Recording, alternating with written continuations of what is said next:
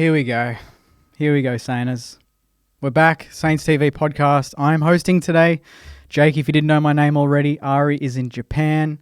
He's in holiday mode. But Sammy, we're not in holiday mode. Not after that performance. A loss to the Giants. You've driven all the way back. You've literally not even been home yet to shower, to have dinner. The commitment to the channel, mate. Straight from Adelaide to here. Explain it. Tell us all about it. Tell us, because you were at the game. I was at the game. What did you think? The game. What did I think of the game or gather around as a whole? Gather around as a whole. Let's kick it off. Obviously, everyone's criticising the AFL. They get a few things wrong, but this is one of the things that they are getting right. If you haven't been to gather around, get around it. Yeah. It is the best weekend of football. Norwood Fern and Wine Festival is on. The footy world descends onto Adelaide. It's so much fun. Tell that to Jack Higgins. I mean, it's one weekend. Yeah. Anyone from Adelaide will tell you, well, there are another 51 weeks in the year that are not gather around and aren't particularly fun. But this is great. It's such a great weekend. Even if your team loses, like I still had a lot of fun. That's where I was getting to. Yeah, despite the loss. So fast forward to Sunday, 35 degrees, Norwood, no wings. We played there last year. And we played, straight off the bat, my perspective, we played a bloody good team yesterday. To me, I think I'd be absolutely shocked if they don't make a prelim. They're, what you said off air, the best list in the comp, clean midfield, A-listers everywhere, backline solid, Sam Taylor, absolute boss, and then you got Hogan, Toby Green, Cadman, Stringer to add to that. Yep. What was it like live to see that performance? Like the first quarter, I thought we started pretty well. First quarter was really good. We were pretty scintillating in that first quarter.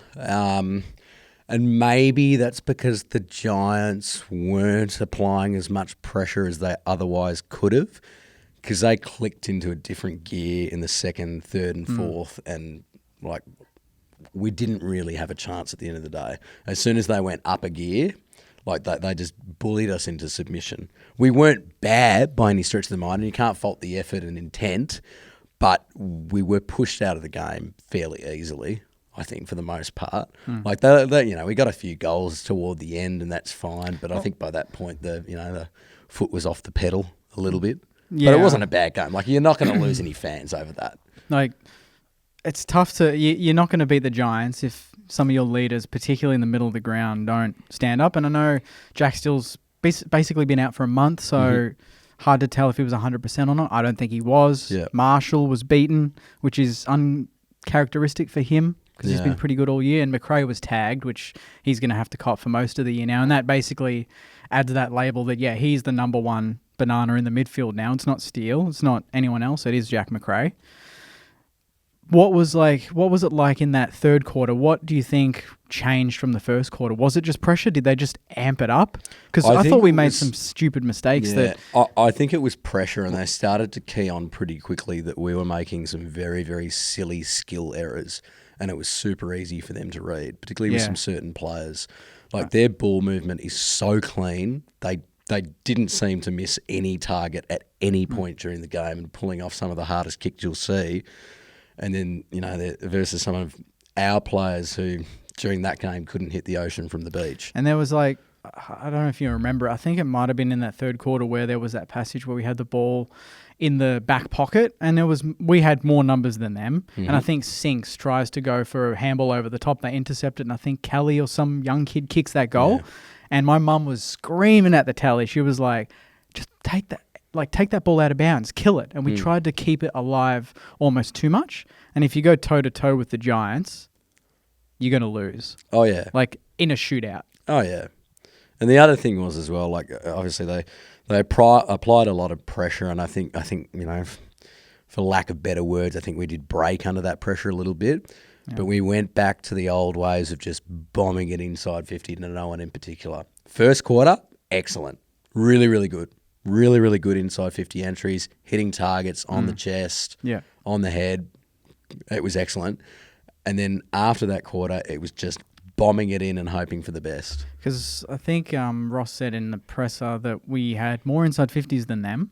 By 11? By 11. Yeah. And we only had 2 less marks inside 50. But what I think I saw in the stats, I can double check, but their contested marks was significant. And I feel like that's more of an explanation of that dominance in the air. And going into the game, like, should we have played a Harry Boyd? Should we have played an Ari? Should we have played some bloody height to help out? Because I feel like the game plan from Ross was it's going to be hot. It's a smaller ground. Maybe we need more, more ground ball representation, more smaller players instead of going big. But then you look the day before Brisbane, they went big. Same with the Dogs. Their bigs performed pretty well. If you like, what did Hipwood kick? 5? Yeah, 5-1, I think. Something like that. Which is excellent. They just killed us in the air. Yeah. All over the ground. Yeah, they did. They did. And obviously, I was saying to you earlier, Callum Brown and Jack Higgins. And Callum Brown is not a very tall man. Yeah. And he made Jack Higgins look like a garden gnome. But, yeah, we were like... The area we were getting killed, above the shoulders. Like every single time the ball came inside 50 or there was an aerial contest, there was just a Giants player that managed to get his hands onto it. And there's a lot of tall timber in that side as well. Yeah, well, so they are a very tall side. Weirdly, I thought we kind of handled their tools in the front half all right. Like Hogan kicked, I think 2. Cadman kicked 1. Yeah, Riccardi kicked 1. So they kicked 4 between the 3 of them. The main problem we haven't even talked about yet was Toby Green. He just ran right. Yeah. He had the ball on a string. I couldn't even tell you who was on him. Some people say it's Ronnie Burns, who we'll talk about shortly, but he got a lot. He copped a lot after the game, which I thought was not really warranted. And then you got Webster, who had a bit of a mare. Stockard did some nice things, particularly early, and then kind of went out of the game. Like, I don't know. I don't think anyone in our back line was particularly good. I think the first quarter we were okay and we held together. And then the ball just started getting peppered inside 50 and it fell apart. People were tearing off their man and trying to join a contest. There are a couple of moments where I'm like, it looks like players or our players are going for opposition players and not the ball. It was poor composure, I think is the best way to describe that game. Yeah. Like, as I said, not for lack of effort or lack of tenacity and dedication, because I think that was there for the most part. But we totally lost composure after the first quarter. What were you thinking? I feel like there's a trend. Round 1, we had Harry Boyd running for the ball in the D50 and they ran right past him like he was standing still and they kicked a goal. And then yesterday, do you remember, I think it was Toby Green walked past Zach Jones and Rowan Marshall and then kicked a goal. I was like, I've never seen us look so slow. Like, that's when I kind of thought, okay, there's alarm bells. Yeah. When they're doing that. It just felt like we weren't given 100%, but like you said, I think the effort was there. I think it was just a class difference. Yeah, 100%. And like the other thing to consider as well, like I was at Norwood Oval and standing there was like, the heat was unbearable. Yeah. And I'm not being dramatic. It was genuinely unbearable. I thought I was getting heat stroke or I was just really hungover from the night before. One Maybe of the two. Both, huh? But it was super, super hot. Yeah. And Sydney's quite a deal hotter than Melbourne, so maybe those conditions suited GWS a bit more. I don't know. No, we don't want to go down that rabbit hole. But I mean, it was very hot, so I can understand the fatigue aspect. Yeah. What about staying there the week? I said it before off air, but I almost don't think it was a great plan. Yeah, it's hard. I just feel like just come back, do the normal training. Players want to sleep in their own beds. They want to be with their significant others. They want to eat their own home-cooked meals. I get it. It's gather around, but we made the round like a whole week. Like Higo was in the news every day because he said one bad thing about Adelaide as a joke and everyone took it so serious and every interview now with him is about that. I don't know. I feel like we should have just stuck to our normal routine. Yeah. Instead of deviating from it. But like at the end of the day, what would it have done? Would it have changed the result or would it have made us any better? Would it have been better for us? Like, a week ago, hypotheticals, I guess. And I'm saying that after a loss. If we had a 1, I'd be saying that was genius. Well, exactly. That'd be awesome. We should do that. We should actually just move to Adelaide and fly in for Melbourne games. Like, why not? Yeah. But at the end of the day, like, if we look at it realistically, I think GWS are probably the best team in the competition. Yes, they've lost a few more than other sides, but I still think they are the best team in the competition with the best players. I think their strategy and their game plan is one of the best, if not the best. To go down by 28, not a terrible outcome. Like as I said, the Saints aren't losing any fans over that. And at the end of the day, I think people need to acknowledge as well, we're not a team that's contending for top 4 at the moment. We're very much like in rebuild territory. Like we've scooped out half the list over the last 3 years. We're still building. It's going to be a slow burn. It's going to take time. And as much as I wanted us to win, and I did tip us because I thought we were a hot chance. Yeah, same. At the end of the day, we are a building side. This is going to take time. There are going to be games like this. 100%. So, and I mean, we've lost 2 games out of 5. And I think pre-season, if we had said after round 5 going to a Doggies game, you're going to be 3-2. I think most of us would probably take that. Oh, yeah. Given the form of Adelaide early, given the Giants and their forward lines and us missing, I think this is a type of game you look at and you go, yeah, we could have used a Max King at one end and we could have used a Dougal Howard at the other. Absolutely. Do you feel the same? Absolutely. But for this year, I think we've performed above expectations. I had us going 1-4, I think, before 1-4? the season. Really? 1-4, yeah. Just beating Richmond, that was it? That's it. Damn. I think from a list perspective and coaching perspective, I think. Ari's optimism here. Yeah. I got to keep it pessimistic, then you don't get disappointed. I'm pleasantly surprised nonetheless. But, just regather, go away from that. Obviously, we've got some personnel issues at the moment. There's some cavalry coming back over the next, 4 or 5 weeks. Should do. Liam Henry, hopefully, this week. But let's talk about some of the positives. Yeah. Like, there were some positives. Like, we lost by 28, but we had an outstanding first quarter. And I thought our last quarter, we came out and kicked 3 goals in about 3 minutes. And even the commentators, I don't understand this now, but if you're down, the commentary can't just admit that the game's over. Yeah. Do you know what I mean? Like, even the Hawthorn Port game yesterday, Hawthorn kicked 2 quick goals to get it within 59 points. And they're like, could they? And I'm like, there's still time. There's always time. I don't know about that. But Garcia, can we just quickly talk about him? I thought he was awesome in the midfield. He's fantastic. He's going to be some kind of player. Yeah. He's going to be some kind of player. Like, what is he, 19, 20 19, now? Playing in the guts against senior bodies, and he's standing up. And credit where credit is due. He made some of our senior midfielders look second rate. That was my next point, was like when they were down, he was up. He was firing out of the contest. He was hitting targets. He was laying tackles, trying to create something when they weren't getting their hands on it.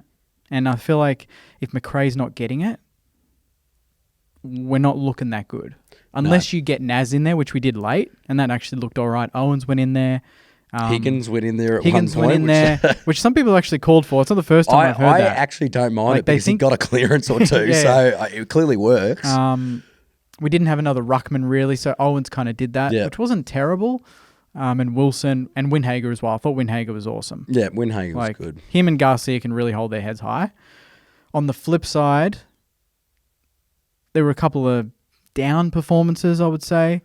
I thought Zach Jones struggled for the second week in a row. He did. And I don't think it was through lack of effort. No, it never is for Jonesy though. You can never. It just wasn't his day. It wasn't his day. But there were some other players who they just nightmare games. Nightmare games. Jimmy Webster Sammy's had going a bang. nightmare game. Who was he on? Was he on Stringer? Was he on Stringer? I think for a period of time, and then he kept peeling off onto other players. So I wasn't quite like the back line was just in complete disarray from the second quarter onwards. So it was hard to tell who was on who at certain points. I think, if you're saying, like to me, if you're saying Webster's peeling off, and then you got Naz peeling off, and then you got Sinks peeling off, you got 3 of your back 6 who aren't the most defensively minded sort of players. You're leaving a lot to Caminiti, Wilkie, and who am I missing? Ronnie Burns was back there for Ronnie a little Burns, bit, wasn't he? And I like Ronnie Burns on a wing. Move. Like, if Mason Wood's pushing more forward, who's normally on a wing with Brad Hill and Wilson, you'd think put Burnsy up because I feel like he connects the back half and the front half pretty well. Yeah. But if you're putting him in the back half, he's not big enough, he's not quick enough, he's not strong enough. And he's not really a defensively minded player. And what's his one wood? What is he so good at? Well, running capacity. Exactly. And what can't you do in the defensive 50 if you're manning a block? Run. You can't run. You can't spread. And odd situation. Like if you're playing him, they'd rather play Hasty there. Do you know? Well, exactly. And I think it was just really bad positioning because he was all at sea. But I mean, a lot of them were. A lot of them were back there. I'm trying to think who else. Rowan Marshall. as I said to you, halftime was getting Yeah, an absolute earful from Ross. Give us the lowdown on that for the people Well, that didn't see it. I was standing maybe 10, 15 metres away and could make out what was being said. I couldn't tell you what was said, but you could hear the words coming out of his mouth. So it was audible, and in a crowd of what was the facial expression people, from Ross? Rage, pure, and it wasn't just unbridled. the heat, was it? Oh no! He wasn't. Like, he wasn't just hot and sweaty. I mean, we all were, but he was like right up in his grill. So I don't think it was unwarranted because it was a very, very poor outing from Marshall. Uncharacteristic, maybe, but I think he's had. What has he had? Maybe 2 of those games this year. 2 out of the 5, and they're not like down games. It's bad, considerably bad games. Yeah. Well, round 1 he was bad, but I kind of just had that down to injury, and round 1 he's a bit underdone. This was the same look to me. It was like, is he sick? I kind of genuinely just thought maybe he's ill. But then you wouldn't bring in a Boyd to give him a chop out? No. But yeah, give players the benefit of the doubt. But if you see these sorts of things, on and off throughout a season, and it becomes a recurring theme, and twice in 5 weeks is recurring, that to me is a little bit of an issue. In the front half, just to shift gears, we've talked about the defence, but attack. Cooper Sharman was pretty good. You saw him live. Awesome. His leading lanes were great. His kicking was great. His marking. There was a particular mark on Sam Taylor. I thought, shit. Oh, yeah. Like, took it at its highest point. What do you think of his game? Attacked the ball really well. For what he was given and what he had to work with, which was at times not much, I think he was excellent. Yeah. I think he was excellent. And I think, Higgins, despite the fact that he was fairly quiet, I know he had 2 goals, but you didn't see him at many other points throughout the game. I thought he was pretty consistent. And, it's the same thing with Jack Higgins every week. You're going to get 100% no matter what. And you're going to get at least a couple goals. Exactly. He's that type of player. He'll find his space. He'll find his moment. I moved him to centre bounce and he got a clearance, which is more than some of our midfielders could do. So. Who else was in the forward line? Collard got subbed out. It just wasn't a game for him. No, he tried. The effort's always there with that guy. I don't think anyone can fault the effort, but it just wasn't his day. And I think it was more he was outclassed, and the experience of their defence just got the better of our forwards. It's a very young forward line, bar Mason Wood. Yeah. It's not many super experienced players. Maybe you can put Jack Higgins in there. Jack Higgins and Sharman are the 2 most experienced. Pretty much down there, apart from Wood. Toby struggled a little bit, but I think it's just one of those games where he's not going to be outstanding, but you tick that off, you're like, that's game 3 or whatever done. He's going to learn from playing some of the top liners in the AFL. Well, exactly. And you want to, the takeaways from this game was this is the benchmark in the competition. That's what you want to get to. Yeah, this is what we want to be. Yeah. How do we get there? Yeah. No, how do we get there? And I think a lot of it's a mental game. A lot of it's focusing on composure and not buckling under pressure and these silly, silly turnovers. A lot of players who were under absolutely no pressure that would either kick the ball to an opposition player or would come off the side of their boot, or they'd handball it into open space where you couldn't see a Saints player within 5 metres. Yeah, that's when you know. Really silly errors, uncharacteristic errors, and a lot from our senior players, like really poor vision. Jack Steele on the 50 arc, not taking a shot. Yeah. Mason Wood twice on the 50 arc, not taking a shot. I feel like you should be backing yourself in there, 100%. Regardless. Just get it toward goal. And then lock it in. Yeah, and then everyone else starts to do it because then their confidence is low and they're like, I should pass this off. I should try and get it closer. Just kick it toward goal. Do what you can to get it there. Yeah. Well, the opposite of all of that, this guy's got it. So we're going to jump to Mosh Man of the match. Who would you have voted for? Who did you vote for? Well, there's only one Is there person. only one? It has to be Nazai Wanganeen-Miller. A lot of people voted for Cooper Sharman, man. He actually... A halfback kicking 3 goals. Yeah, look, I'm just saying, Cooper Sharman goes against the narrative of Nazai Wanganeen-Miller. Doesn't kick goals. Worst goal-kicking accuracy in the competition. What did he kick, 3-1? 3-1. 3-1. Was it the one where he sold the candy and just missed, and that would have been his 4th? Mate, that would have been unreal. Because he had 2 on the run. Been unreal, yeah. The first one I thought, is that Naz? I couldn't believe how flush he kicked it, and it went post high. Yeah. I don't know if there was wind or it carried, but it was a fair kick, mate. It was an excellent kick. And then he followed it up the second one. Got a set shot. He's leading then. I'm like, this guy's playing out of the square now. Yeah. He's taking the piss. And I will say there was a part of me when he kicked it, I was like, And like, where's this going to go? That inside 50 kick where he kind of hooked it. I don't know who marked it. It might have been Wood or Sharman. But he hit them up perfectly. I think it was Wood, yeah. I just thought this guy, he's getting better every week. He's getting better every week. He's getting like the only thing that I can criticise him for is there are moments where he is too cute and he gets caught. Yeah. Every time he decides to be a little bit too fancy or take an extra movement, he gets caught. Doesn't need to do that.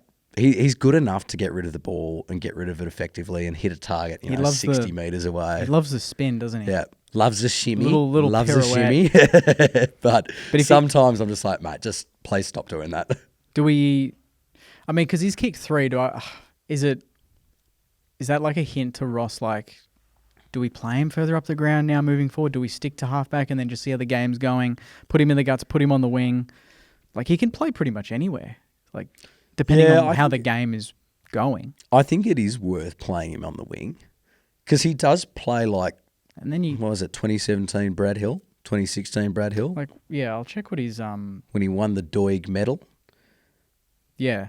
At Freo. Yep. He does play like, and I do think Nazai's a much better player or will be a much better player, but he plays like Brad Hill did in his prime. But I think he's built for the midfield, but he's very slender. Naz, yeah. Like which is a concern sometimes.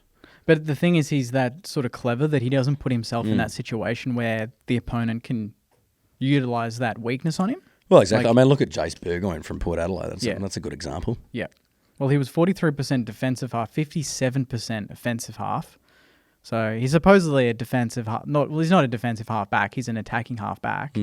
71% efficiency, less than Ronnie Burns, but I think he's got that license to just pull off some ridiculousness in the game. Yeah. You know? You could be moving at 71%, but if you're kicking 3 goals, I don't care.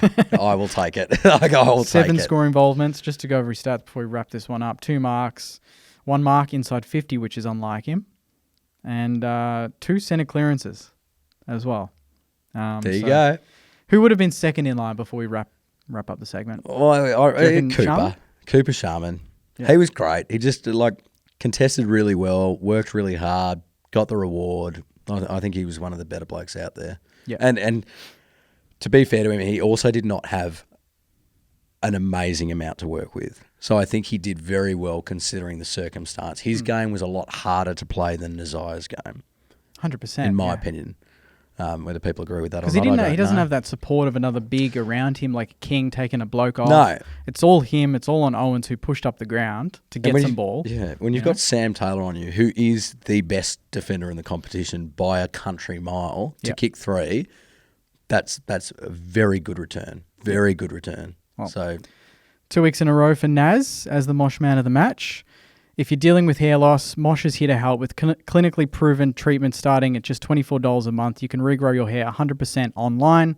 No clinics needed, plus you'll get discreet delivery and unlimited support. Use code SAINTSTV50 for $50 off your first treatment plan. Join over 60,000 Aussies already seeing results.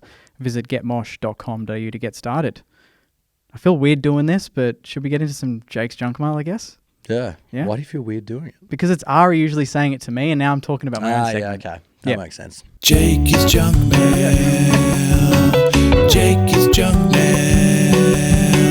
Jake is Junkmail. Jake is Junkmail. Well, here we are. I am going to do it, though. I'm going to have a coffee, just quickly. It's Jake Junkmail. I get to do whatever the hell I want. Beautiful. All right. First one. Are you Let's ready? go, Sammy? Yeah, absolutely. Okay, I'm buzzing. That's a good coffee. Thanks, mate. This is from Chad. With the weather being a factor yesterday, why could we not start the game at 4 p.m. as the last game wasn't until 7? So there wouldn't have been a rush. Do you think a delay... Did the temperature drop at all? Like, would it have helped dropping it to 4 p.m. instead of 3:20? No. It was. I went to the Port Adelaide game afterward as well, and it was still stinking hot. So I think the heat was going to be a factor regardless. They had the heat policy in place for every game across the weekend. Because to put it we into had perspective. extended breaks. Was it 8 minutes between quarters or something? Yeah. So I don't think so. Like there would have been no direct sun, which is fine. Probably would have helped a bit, but no. Yeah. This one is from Jakey is the GOAT. I'm not even joking. That's the name of the Instagram. Jakey is the GOAT. It could be a different Who's the Jake. picture of? Is that Mason It's Wood? a Mason Wood. I'm glad it's not Very of me. zoomed in. Creepy Mason Wood, Jakey is the GOAT, asks, sad about the loss, but proud of the team's performance. I think our team's building a great list. If we keep our first round pick, what type of player slash position do you think we should get to complement what we already have? It's a good question. I think we will have our first round to work with. I don't know what it'll be.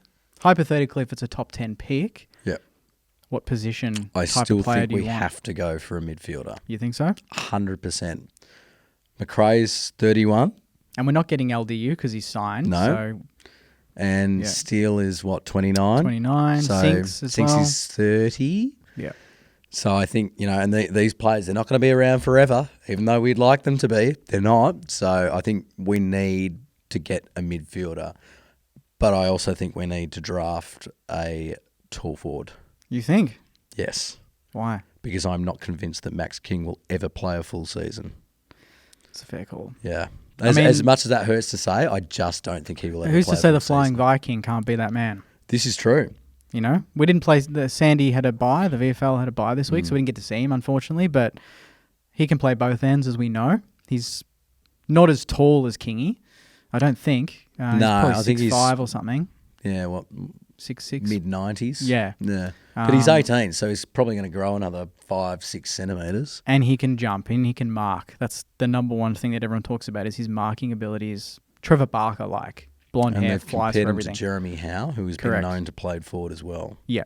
So So do you still, in that point, do you still go for a tall forward, not having seen Alex Tyree play yet? So if I was the list manager...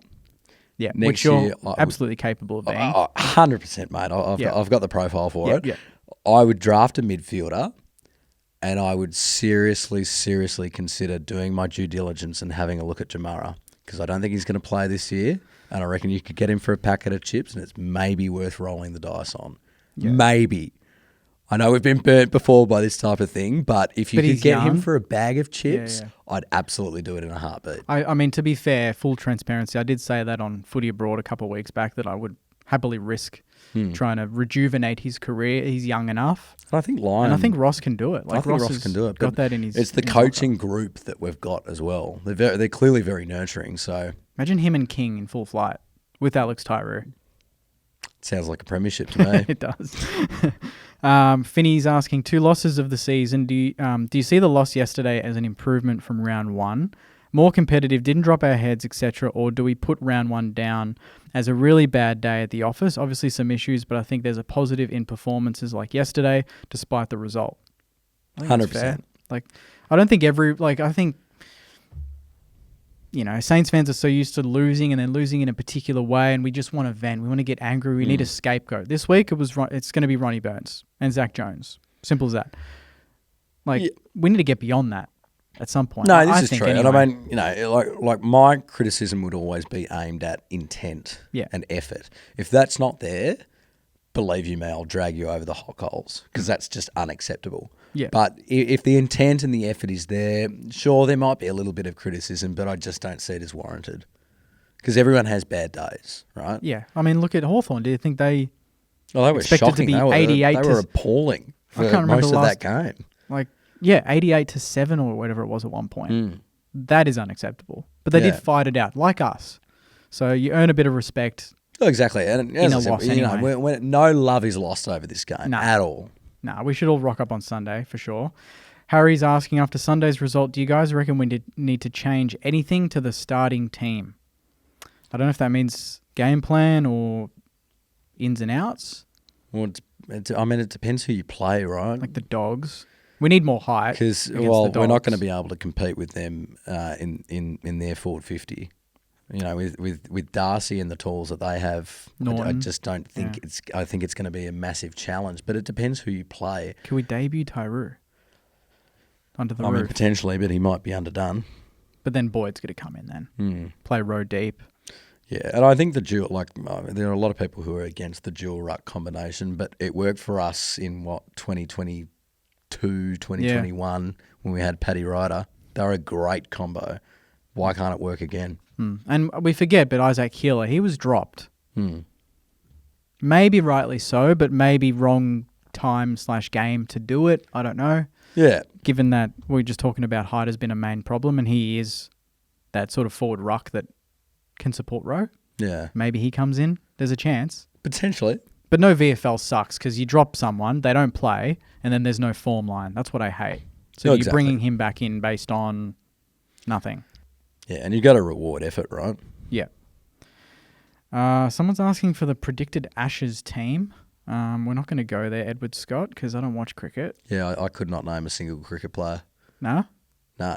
Pat Cummins? Is that a cricket player? Don't even ask me, mate. I think so. I don't Is know. that a cricket player? Yeah, we got a nod. Yeah, the producer's that's saying that's it a is. yes. It's pretty good from me. Who's the Ponting? He's still around, isn't he? Ricky Ponting. Hasn't he been retired for like a decade? Please confirm. Nick is asking Collard for Henry this week. No, I think you persist with Collard. I mean, Butler. Some people are saying Butler for Collard, but I still think absolutely Collard's not. play. Why do we have this approach of a player has one game and then Yeah. they need to get dropped? Absolutely not. I think his goal average is still elite.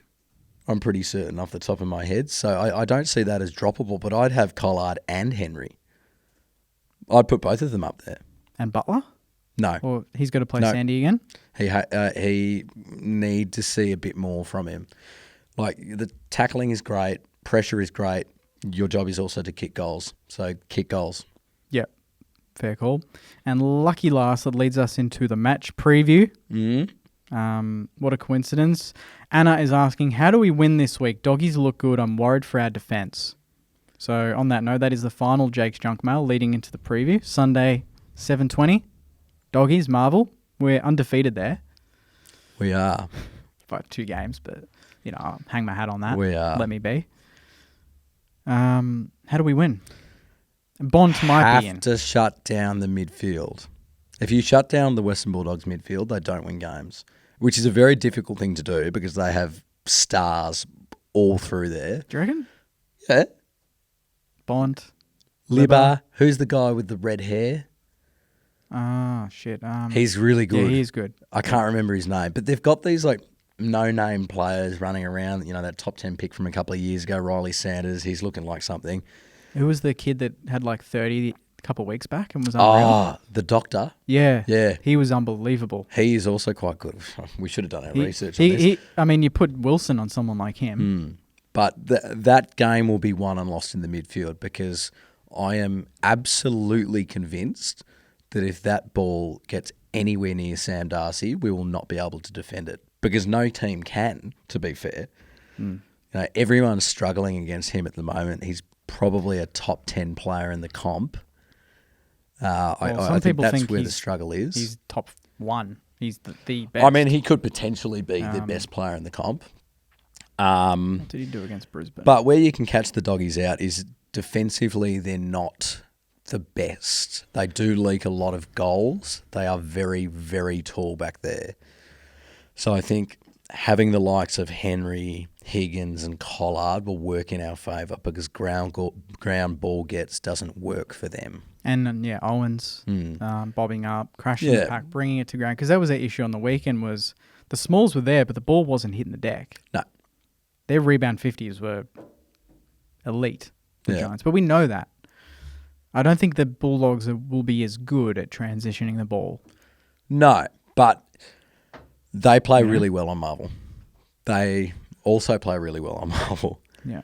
So, and it's their home game as well. They'll be up and about. They'll see this as winnable, as will we, which is, to me, it's a 50-50, honestly. Oh, it is. I think it's a absolutely 50-50. a toss of the coin. Absolutely a toss of the coin. Whichever team just gives it a little bit more and is a little cleaner, like we've been talking about, is going to win this game. It's a big chance too, 4-2. One team will go 4-2.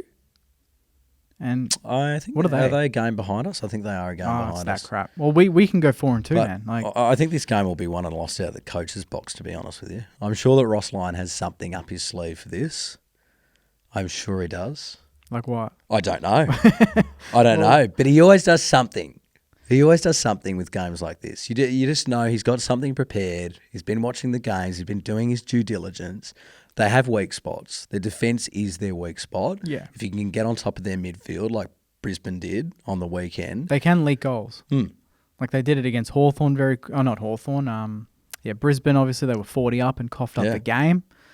And they also start really fast, but they can't see out games, which is a problem for any AFL team. But they start really fast, which is a concern because we are notorious for not starting really fast. The last couple of weeks we have, but as I said to you, I think the other week, I'm like, round 6 is when we can start, sort of get a bit more of a data range and start taking things a bit more seriously. Yeah, this is that perfect sort of barometer. Like the Giants, we always knew. I mean, going into Port and Giants, I always said I'd be happy with 1 win out of the 2. Just pinch 1, and then I'll be like, tick. We can come back to Melbourne, then we can hit Bulldogs, Freo, Brisbane, Carlton, all in one go. All in Melbourne, that's good. Yeah. We did that. So I kind of take that.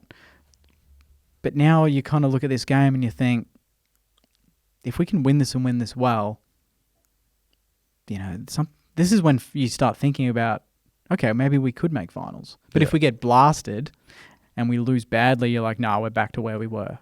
Yeah, and I don't think that's going to happen. I'd like to think that round 1 is a total mulligan. Obviously, it's not. And you have to incorporate it into the grand scheme of things because it is a thing that happened. We can't just ignore it. But I mean, it's anyone's game on the weekend. It really is, and it is absolutely a toss of the coin. It's going to boil down to who wants it more, who's going to apply more pressure, who's going to apply the heat. Because the Doggies are also notorious for cracking under pressure. As soon as a bit of pressure is applied, they crumble. So who do we tag? Windy's going to tag someone, do you think? Or do you think just a full head-to-head in that midfield? McRae on Bond, No, maybe? I don't think you can do head-to-head because I think McRae will lose out. There has to be a tag on Liberatore. Could Garcia do that thing where it's kind of attack and defend?